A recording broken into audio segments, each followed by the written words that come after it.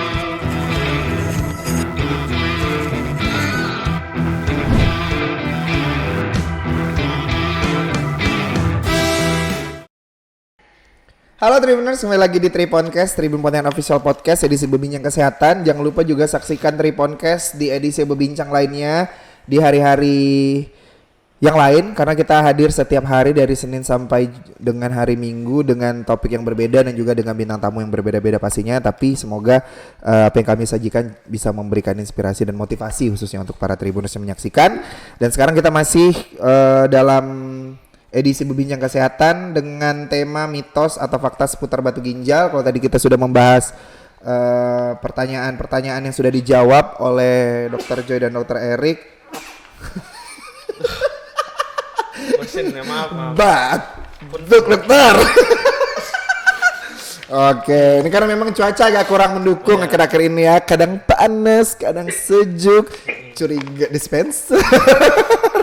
Oke, nah jadi pertanyaan pengantar kita tadi adalah kok bisa sih di dalam tubuh kita ini tiba-tiba kita ada penyakit batu ginjal, terus misalnya ada batu di dalam ginjal kita, resikonya siapa saja yang beresiko, bagaimana gejalanya dan juga bagaimana mencegah. Nah itu tadi sudah kita bahas di segmen pertama. Di segmen yang kedua ini biar bergantian nanti, yang pertama saya akan coba ke Dr. Joy dulu untuk menjawab ini apakah ini mitos atau fakta dari batu ginjal. Nah ini dari Dr. Joy, nanti mungkin bisa ditambah Dr. Erik pernyataannya. Apakah ini mitos atau fakta menahan pipis atau menahan buang air kecil bisa terkena atau bisa mengakibatkan terkena batu ginjal? Bagaimana Dr. Joy? Iya, jadi bisa ya.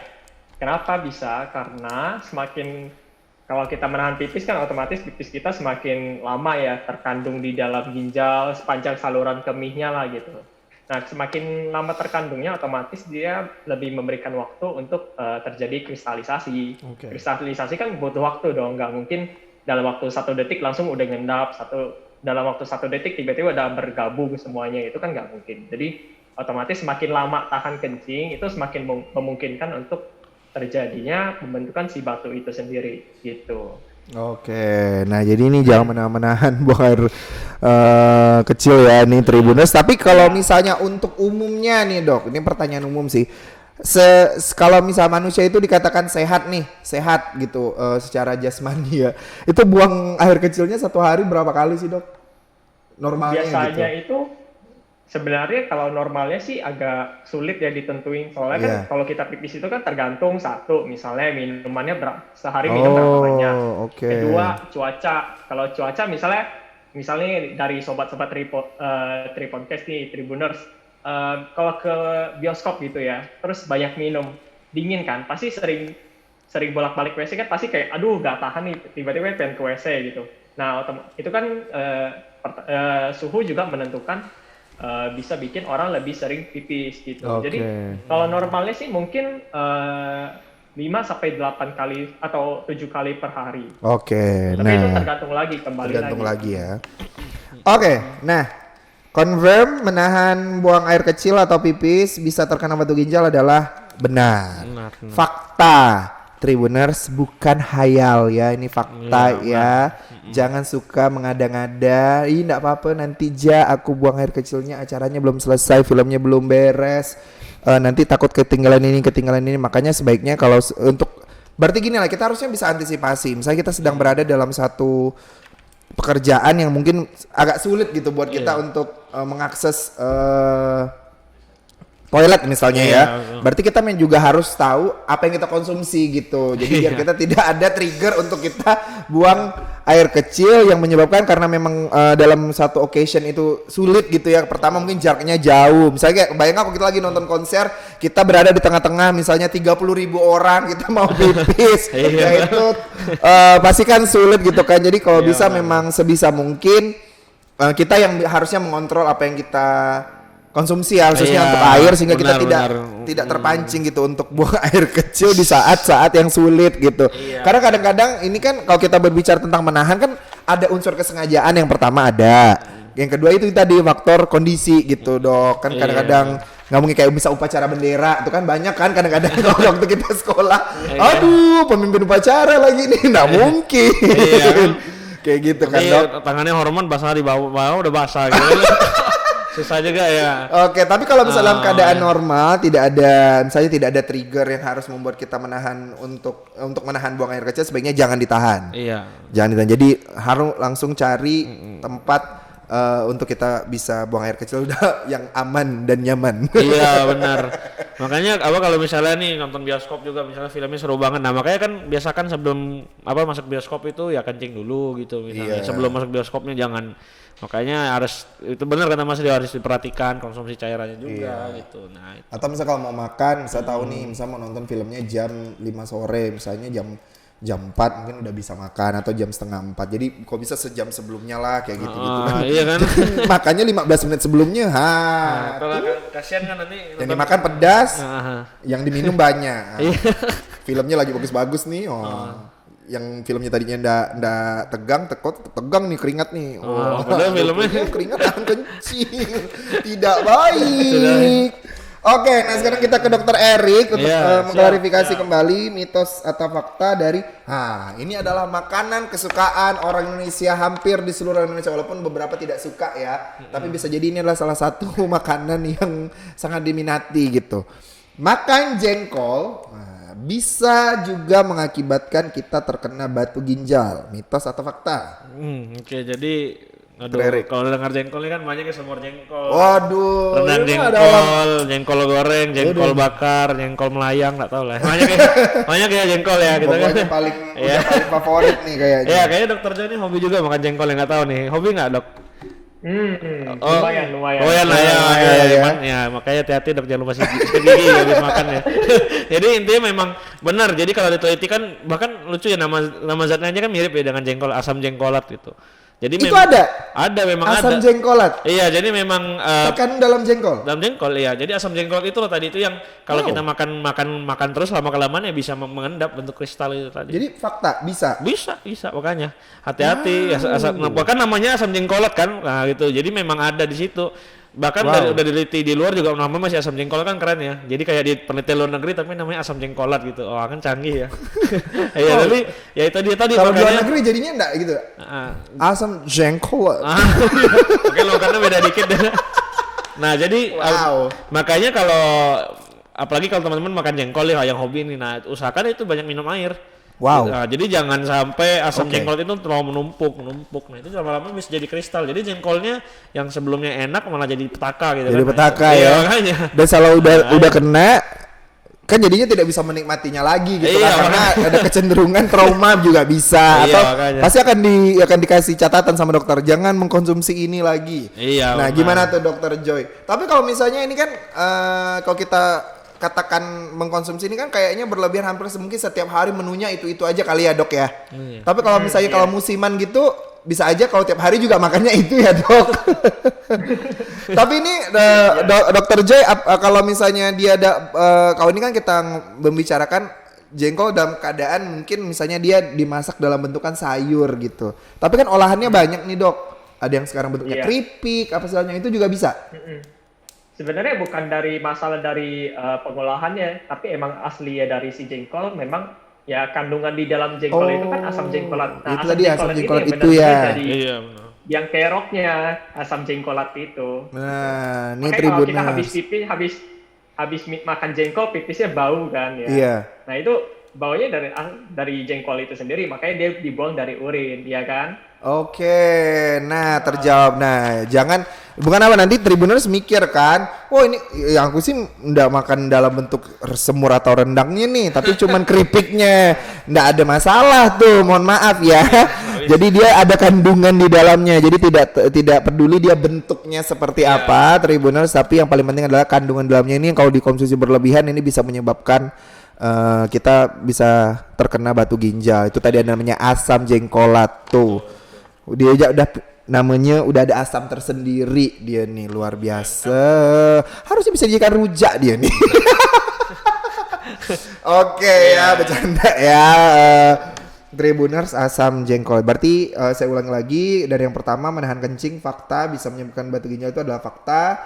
Mengkonsumsi jengkol yang berlebihan atau kebanyakan ini juga bisa menyebabkan batu ginjal. Nah, kembali ke Dr. Joy. Seperti pertanyaan mitos atau fakta di usus buntu. Apakah ini mitos atau fakta?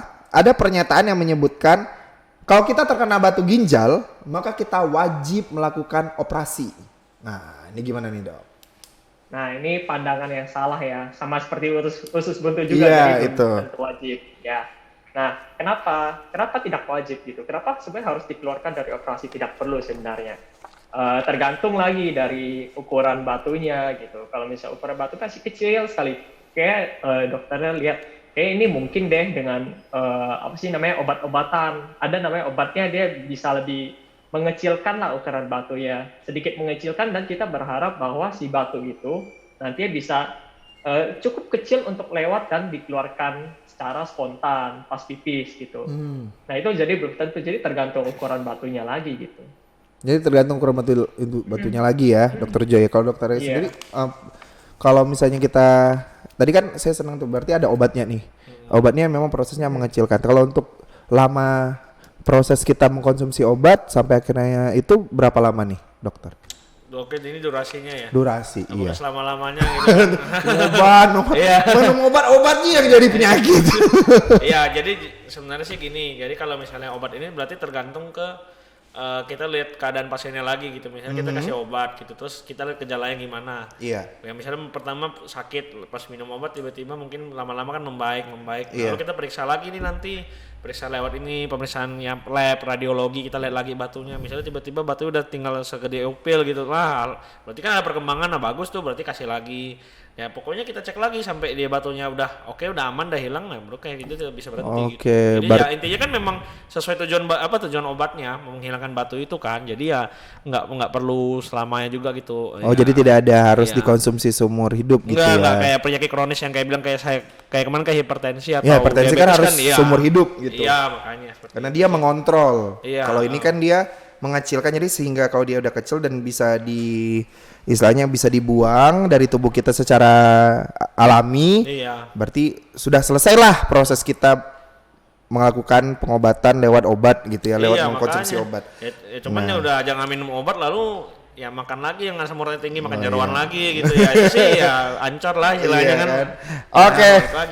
Ini Tribuners, saya ulangi, batu ginjal wajib dioperasi itu tidak benar atau mitos, tapi kembali lagi mungkin bisa dilakukan tindakan operasi ketika memang ukuran batunya sendiri itu sulit untuk dilakukan tindakan dengan minum obat saja itu tidak cukup gitu loh. Jadi harus ada tindakan medis selanjutnya yaitu berupa operasi, tapi juga harus sesuai lagi kembali dengan hasil dari laboratorium, hasil dari check up lah, pokoknya dicek lagi. Dan kesiapan lagi kan, kalau kita kemarin kan pas kita bahas di usus buntu, operasi itu tidak semudah itu gitu. Harus dilihat lagi kondisi tubuhnya sendiri selain ginjalnya, apalagi nih dalam tubuh kita siap nggak nih kita melakukan operasi gitu. Jadi jangan tiba-tiba kayaknya saya batu ginjal nih operasi, tapi batunya jangan dibuang ya. Batunya buat saya koleksi ya gitu misalnya kan. Nah itu ya. Buat saya nanti saya ikat dengan perhiasan sehingga saya bisa mengenang ini adalah batu ginjal saya. Jangan ngadi-ngadi ya, Tribuners. Jangan terlalu di awang-awang gitu loh. Hidupnya jangan halusinasi, hayalan gitu ya. Jadi ini adalah penyakit tuh. Jadi jangan juga sedikit minta operasi. Emangnya kita mau hari raya operasi lilin, operasi ketupat. Oke, nah tapi tadi saya senang karena ternyata batu ginjal ini kalau misalnya dalam keadaan bukan senang ya, bisa sedikit lebih lega kalau ternyata memang hasil laboratorium, hasil radiologi kita ternyata batu ginjal kita ini ukurannya tidak terlalu besar, maka dianjurkan untuk mengkonsumsi obat. Nah ini juga Tribuners tadi bukan saran ya, memang udah fakta dari yang disampaikan dari Dokter Erik, ketika minum obat pun jangan pakai tolak ukur sendiri gitu loh. Betul. Ini kayaknya udah 20 kali nih aku minum obat nih, kayaknya aku udah sembuh deh. Nggak gitu.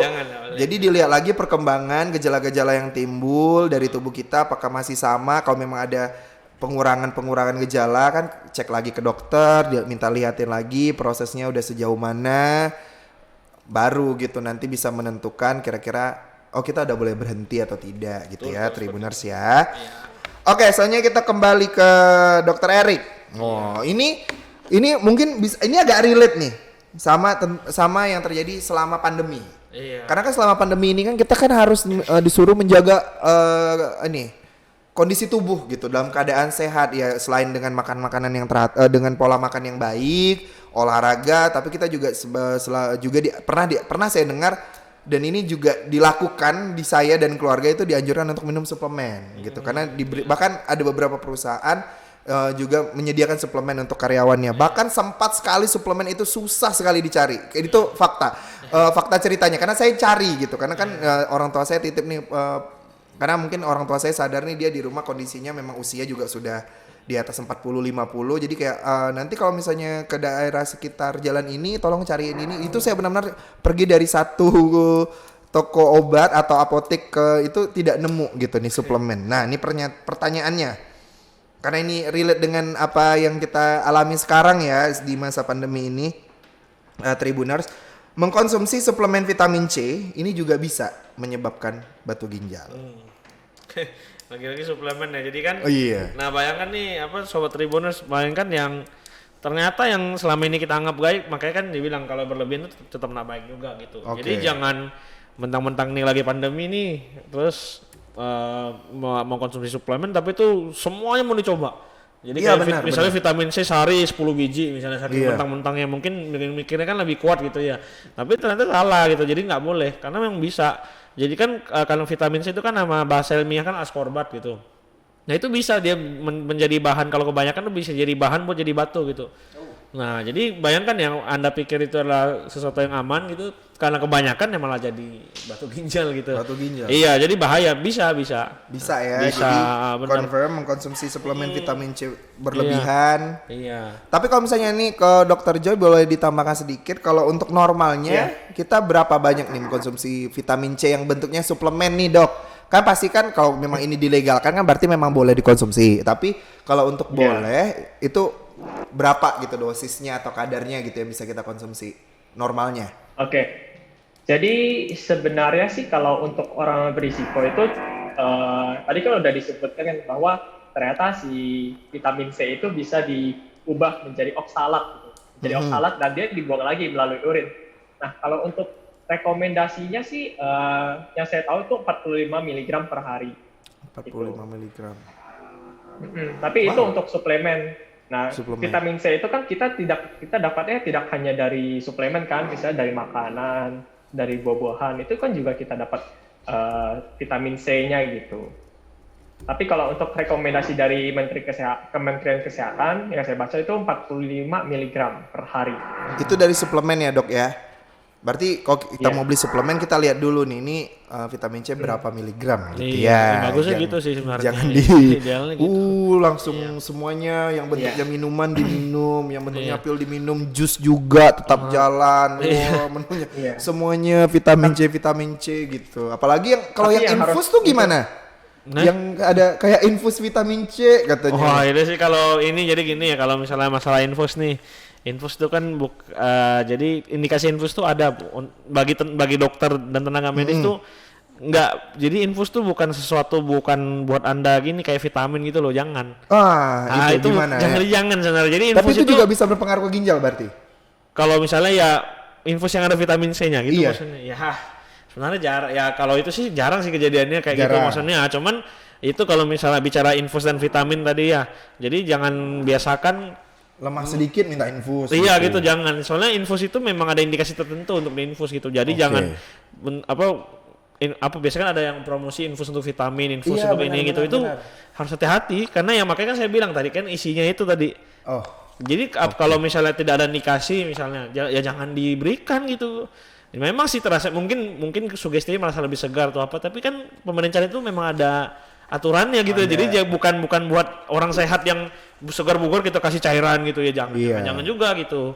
Nah, mungkin Dokter Joy ya, gimana Dokter Joy? Karena kan ini sempat berkembang kayaknya. Karena ini kan berkaitan dengan suplemen. Saya dulu mikirnya mungkin kalau suplemen itu kan pil yang diminum. Tapi mungkin kalau yang diinfus ini yang instannya gitu loh. Jadi nggak perlu kita minum. Jadi dia cairannya udah masuk. Pasti kan prosesnya lebih cepat untuk kita biar bisa segar lagi. Tapi ternyata tadi pernyataan Dokter Erik kalau tidak sesuai dengan ketentuan dan istilahnya tidak sesuai dengan inilah ya mungkin tindakan medis yang baik lah gitu itu juga tidak dianjurkan gitu loh Dok. Gimana Dok?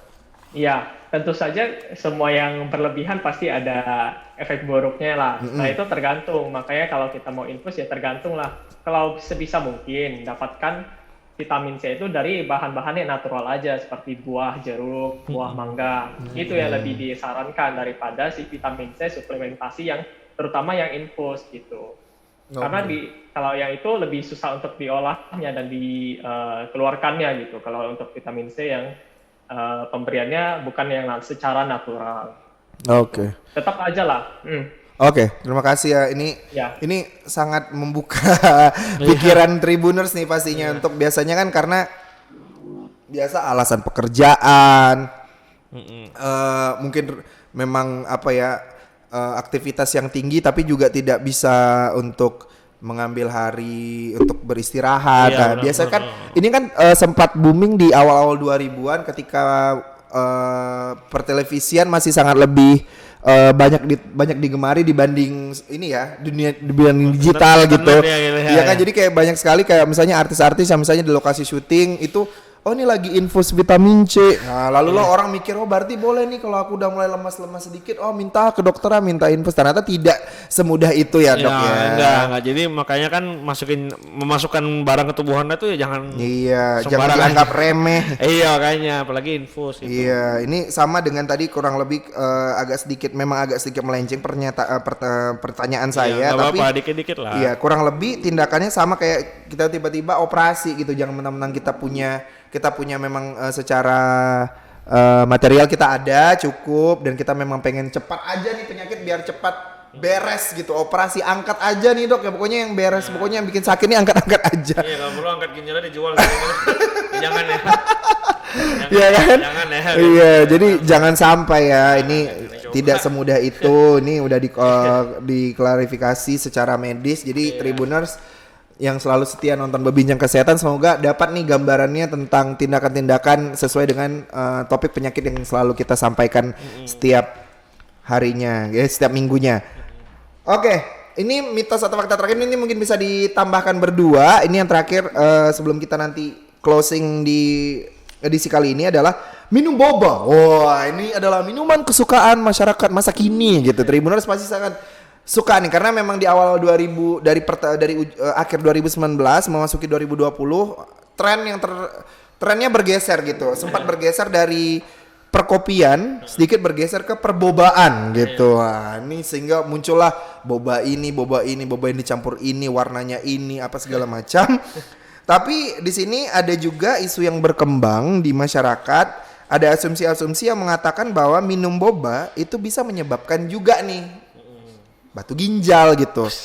Boba gitu. Apakah ini fakta atau mitos? Kita bicarakan dulu. Boba ini kan teksturnya kenyal. Harusnya ya boba yang menurut orang-orang itu enak adalah yang teksturnya kenyal, agak manis tapi dia biasanya dari gula aren atau segala macam kayak gitulah ya. Jadi apakah benar gitu? Berarti kan kalau misalnya ada asumsi yang mengatakan boba ini bisa menyerap batu ginjal, berarti boba ini juga menurut asumsi ini sulit gitu untuk diproses di ginjal. Bagaimana nih Dokter Erik, Dokter Jordi? Siapa duluan nih? Jadi siapa mungkin Dokter Erik sama Dokter Jordi siapa yang suka boba? Ya gini nih, kita jawabnya kompak aja ya. Nanti hitungan ketiga kita jawab sama-sama ya. Ya. Itu sudah fakta ya. Kali hitungan ketiga ya. Okay. 1, 2, 3. 2, 3, mitos. Tapi suka boba nggak? Ya kalau saya pribadi sih saya sedikit menikmati lah. Jadi memang minuman boba ini kan sangat populer ya di benar. Apalagi generasi milenial ya. Kan ada berbagai macam lah, ada ayam geprek boba lah, nggak tahu lah. Gimana ayam geprek boba? Misalnya ada. Tapi kan banyak ya, boba tuh kan ada di minuman tas sirup, jus, apa saya pakai boba. Iya, ada puding boba. Wah boba semua. Kehidupannya boba lah. Tapi ternyata sebenarnya sampai hari ini belum ada nih penelitian yang menyebutkan bahwa boba itu bisa menyebabkan batu ginjal, itu nggak ada. Gitu. Nggak ada. Jadi bukan berarti mentang-mentang ada barang hitam dalam saluran kencing atau di ginjal Anda itu Anda anggap boba gitu. Ya kan mentang-mentang bentuknya. Jadi kan orang kan ya suka mengait-ngaitkan kan, cocok logi kan. Yang mentang-mentang bentuknya bulat sedikit terus agak hitam dibilangnya boba gitu. Ya paling sebenarnya berbahayanya kalau secara medis, boba itu kan temannya itu yang bahaya boba. Temannya kan biasanya minuman manis. Iya, benar. Nah, kalau kebanyakan konsumsi ya tentu saja bahaya kan. Kalau kadar gula yang tinggi dikonsumsi terus-menerus kan bisa diabetes, bisa kencing manis. Oke. Atau mungkin Anda minum terlalu laju, bobanya bisa kesedak, bahaya juga. Iya, kalau menyebabkan tidak bisa bernapas. Iya. Karena memang tren sekali kan dan agak sedikit jadinya menyeramkan gitu loh Dok. Karena sedangkan penikmat boba ini kan kalau kita lihat kan dari milenial. Itu kan berarti kayak anak-anak SMA sekarang gitu. Bayangkan berapa banyak berjuta-juta orang di Indonesia ini yang menikmati boba ternyata semuanya batu ginjal. Kasian orang tuanya Dok. Dokter Joy sendiri gimana nih menyikapi? Maksudnya kayak pernah nggak sih sebenarnya mendengar asumsi seperti ini berkembang gitu loh? Ini kan biasanya biasanya apa thread di market gitu biasanya. Betul. Mungkin musuh-musuhnya boba nih bikin nih ya. Gimana Dokter Joy gimana? Kalau boba itu memang apa ya? Untuk di zaman-zaman sekarang emang banyak ya. Terutama itu kalau khasnya orang Asia itu minumnya boba gitu. Ya kan? Misalnya jangankan di Indonesia, di Cina gitu misalnya, itu juga banyak kan yang minum boba, apalagi dari kalangan berbagai usia, bahkan dari anak-anak yang usianya SD, SMP itu udah mulai minum boba, dan itu banyak gitu. Dan bahkan dulu saya pernah lihat mereka ada yang minum bobanya 1 liter ya. Iya itu kayak boba challenge gitu, ya kan? 1,5 liter kayak boba. Gitu. Iya itu kan gila gitu. Nah sebenarnya kalau untuk masalah ke batu ginjalnya sih untuk sampai saat ini mungkin ya boba baru tren gitu ya, mungkin baru mulai penelitian, jadi belum sampai hasil penelitiannya gitu, mungkin baru mulai ya gitu ya. Tapi kalau untuk penelitiannya sudah selesai yang mengatakan bahwa boba itu bikin batu ginjal itu sih saya belum ketemu, belum ada penelitiannya. Tapi yang pasti gulanya itu yang berbahaya, gula dan kalori pada anak-anak. Makanya zaman sekarang kan banyak kan ditemukan anak-anak sering minum manis, sering kalorinya banyak, makanan dan minumannya kalorinya banyak, makanya bisa banyak yang usia muda-muda udah diabetes, udah obesitas gitu. Alright, nah ini di boba menyebabkan ini juga ya jangan terlalu terjebak dengan ini ya persaingan pasar karena nanti yang dibikin cemas, yang dibikin khawatir ini kan kita konsumen kan. Kalau buat mereka sesama pelaku bisnis mungkin ini menjadi salah satu distraction gitu. Jadi kayak biar bisa juga ini jadi salah satu istilahnya kayak treatment marketing biar orang mau coba dulu nih. Masa sih aku coba yang tadinya awalnya tidak suka boba jadinya mau mencoba, kayaknya aku fine aja nih, kayaknya boba enggak lah, nggak mungkin. Ada juga yang jadinya takut karena udah terlalu berlebihan mengkonsumsi kayak tadi 1 hari 1 liter, 1 hari 1 galon misalnya, menarik diri gitu. Jadi ini seperti memang permainan ini ya marketing gitu lah ya. Jadi Tribuners sejauh ini, tapi juga kita tidak menutup kemungkinan, kita sih sebisa mungkin apa yang kita konsumsi ini adalah konsumsi yang sehat selama tidak berlebihan. Tapi tidak menutup kemungkinan ke depannya mungkin seperti kata Dokter Joy juga tadi sedang dilakukan penelitian gitu. Karena kan pasti asumsi-asumsi seperti ini kan harus ada penelitian lebih lanjut untuk membuktikan apakah benar atau tidak. Nah, kita tidak bisa bilang 100% sehat tadi gitu. Kalau dikonsumsi berlebihan juga tetap tidak sehat karena nanti berpengaruh ke diabetes, gula darah gitu loh. Tapi minum boba menyebabkan batu ginjal jangan ya. Nah. Atau nanti ide gitu. Boba batu ginjal katanya. Bentuknya bobanya dipecah-pecah gitu. Jadi kristalisasi nanti. Ya kalau gelasnya kayak bentuk ginjal gitu ya. Kan canggih juga ya. Aduh, jangan terlalu. Iya kan karena ya namanya sempat agak unik gitu di waktu beberapa tahun yang lalu. Mungkin kalau sekarang memang masih ada satu restoran yang sempat terkenal viral karena dia menggunakan kayak barang-barang laboratorium sebagai medianya gitu. Untuk gelasnya, untuk media, pokoknya media ini piringnya semuanya itu kayak dan tempatnya di ruang kayak laboratorium. Mungkin fakta-fakta seperti ini bisa dijadikan salah satu ide kreatif tapi juga tetap edukasi gitu. Ya, jadi saya ulangi, menahan kencing bisa terkena batu ginjal fakta, makan jengkol bisa juga mengakibatkan kita terkena batu ginjal juga fakta kalau dikonsumsi berlebihan tadi. Batu ginjal wajib dioperasi itu mitos. Konsumsi suplemen vitamin C dapat menyebabkan batu ginjal itu fakta kalau berlebihan. Untuk suplemen sendiri disarankan dosisnya ada 45 mg. Untuk suplemennya saja, tapi sebaiknya untuk vitamin C kita dapat dari buah-buahan gitu, atau dari unsur-unsur alami. Betul. Yang terakhir adalah minum boba bisa menyebabkan batu ginjal, itu adalah mitos ya Tribuners. Maka berakhir juga lah mitos dan fakta kita seputar batu ginjal. Maka sering ditunggu berbincang kesehatan karena bisa jadi minggu depan kita bahas istilahnya asumsi-asumsi yang berkembang di masyarakat, mitos atau fakta terkait dengan penyakit-penyakit yang lain. Iya, ini pemirsa request dong kalau mau penyakit apa, ada pertanyaannya request dong, tulis aja di komen. Nah, enggak apa-apa, request. Request nanti biar kita kalau bisa ada pertanyaan ya. Iya.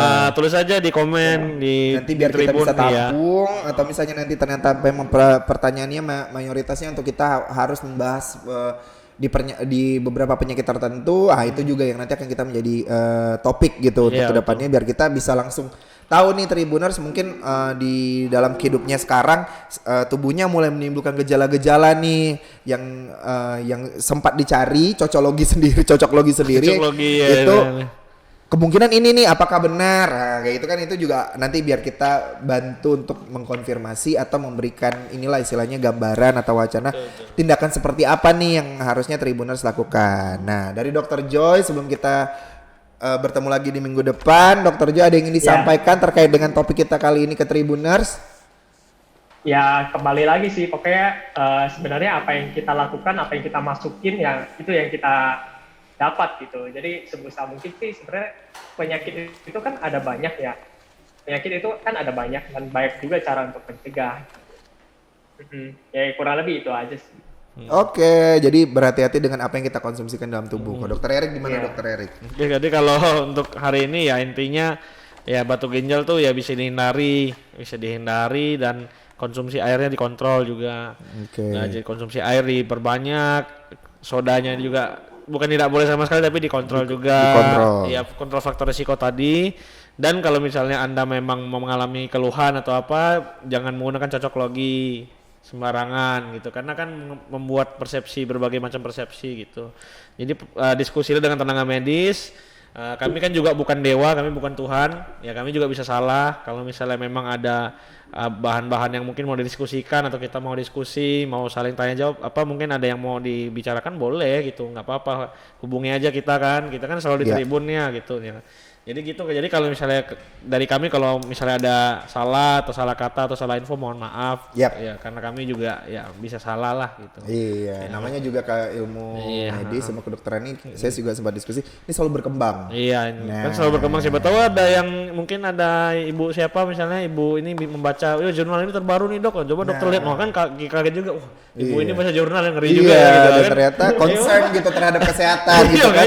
Dan itu justru jadi apa ya, justru jadi bahan diskusi yang lebih menarik karena karena kesehatan kita itu bisa terpaku pada satu penelitian dari tahun kesekian gitu ya dok ya, tapi karena dia terus berkembang. Iya gitu. Makanya kalau misalnya ini ada Tribuners menemukan ini penelitian oleh dokter Stefani atau dokter Adel nih yang baru nih gitu, wah ini dok ada ini, saya bacakan, oh ya benar juga ya gitu kan, ya apa salahnya kan gitu, atau dokter Joy mungkin nanti ada mau meneliti lagi kan ya, Makanya kita ilmu tuh ya harus dua arah, harus saling memberi lah gitu, memberi dan menerima dengan baiknya gitu. Benar sekali. Nah, terima kasih Dr. Joy dan Dr. Eric yang selalu setia bersama Triponcast untuk berbincang kesehatan, memberikan informasi-informasi yang pastinya aktual dan memberikan apa ya istilahnya pembenaran-pembenaran di asumsi-asumsi yang beredar di masyarakat.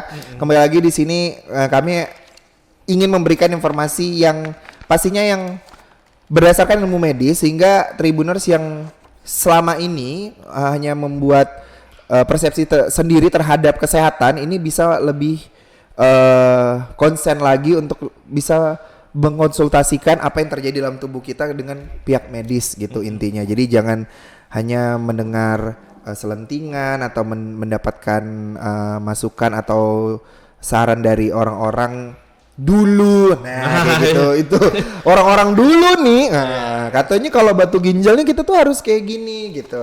Ya mungkin saja bisa benar, tapi harus ada juga landasan medisnya. Harus tanya dulu ke dokter apakah boleh, misalnya kayak disuruh minum jamu misalnya, atau disuruh minum ramuan, minum apa segala macam, itu juga tetap harus di bawah kontrol atau pengawasan dokter gitu. Jadi jangan sampai kita nanti datang ke rumah sakit dalam keadaan tubuh kita udah komplikasi. Yang tadi awalnya sakitnya cuma satu, cuma karena kita tadi menutup diri kita terhadap ilmu pengetahuan, kita lebih banyak mendengar, lebih percaya dengan apa istilahnya hal yang turun-temurun sudah dilakukan, itu menyebabkan tubuh kita justru rentan penyakit-penyakit yang lainnya. Oke, baiklah demikian berbincang kesehatan edisi kali ini dengan tema mitos atau fakta seputar batu ginjal. Sampai ketemu lagi di berbincang kesehatan edisi selanjutnya. Jangan lupa terus saksikan Triponcast dari Senin sampai hari Minggu. Banyak sekali edisi-edisinya, tinggal teman-teman stay tune aja di media sosialnya Tribun, ada di Instagram Tribun Pontianak dan juga Facebook di Tribun Interaktif. Tonton terus. Saya Rio, sampai jumpa.